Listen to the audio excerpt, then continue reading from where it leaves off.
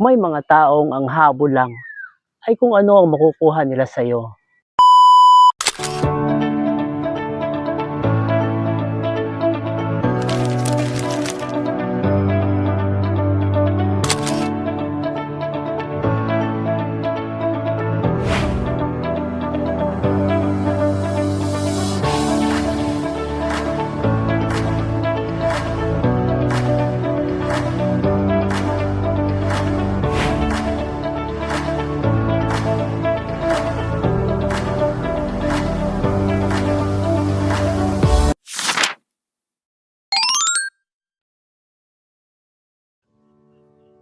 Ang bawat araw ay may mga oras at pagkakataon na dapat nating gamitin sa ating mga desisyon.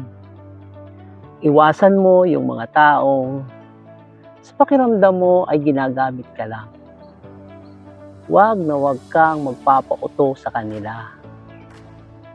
Huwag mong gawing nakakatawa ang sarili mo sa iba. At huwag mo ring hayaan na gamitin ka ng iba para sa pansarili nilang interest at sa mga bagay na pumapabor lang sa kanila. Marami ka pang pagkakataon na magiging mas matalino kaysa iba. Ayusin mo ang iyong mga desisyon, lalo na pagdating sa mga taong nakapaligid sa iyo. Hindi porket nakangiti sila sa iyo ay magiging maganda na ang gagawin nila. Lalong hindi mo alam ang tunay nilang intensyon sa iyo. May mga tao dyan na kilala ka lang kapag may kailangan sila sa iyo.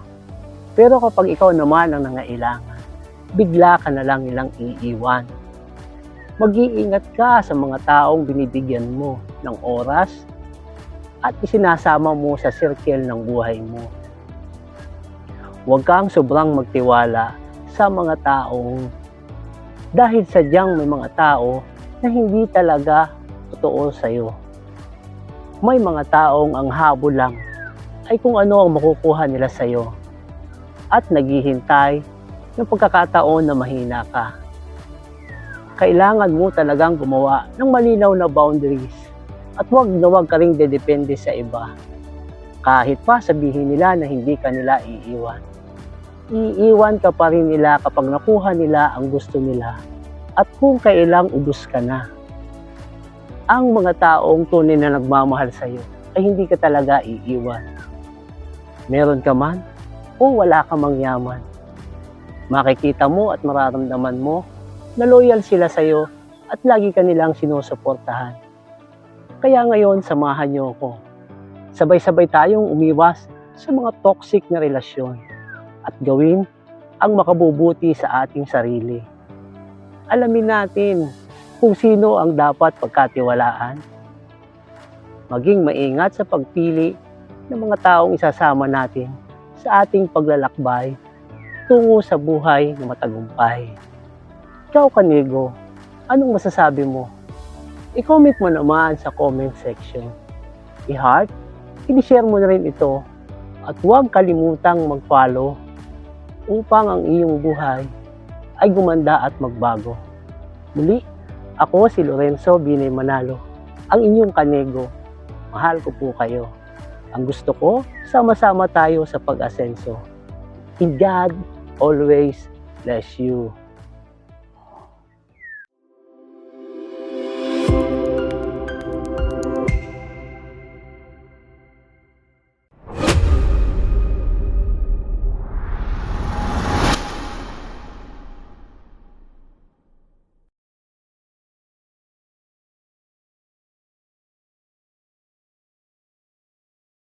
Pa 3 days na namin to ngayong araw. Yan.